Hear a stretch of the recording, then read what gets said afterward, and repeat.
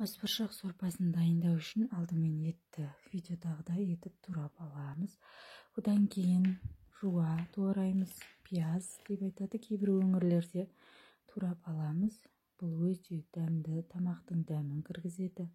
Одан кейін картошканы турап, ұсақтап турап аламыз. Үй жағдайындағы болгар бұрышын немесе қызанақты тураймыз. Қызанақ болмаған жағдайда томат пастасын қолдануға болады. Себебі соғы шығып, оның тамақтың дәмін кіргізеді.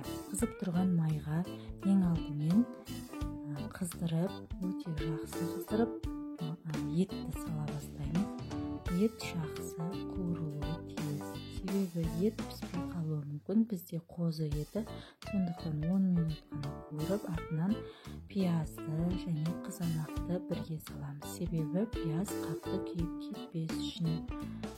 Қызанақтың соғы шығып, дәмді осындай пастаға айналған кезде біз оған картошка мен болгар бұрышын алып жібереміз. Жауып қойып, қайтадан ашып, қайтадан қуырамыз және су тартылғаннан кейін дәмдеуіш татымына қарай өздеріңіз білесіздер.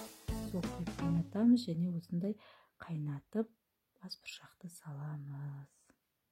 2 сағат бойы қайнатып, арнайы араластырып тұрамыз. Сол кезде ешқандай асты жабыспай, видеодағыдай дәмді, тәтті сорпа дайын болады.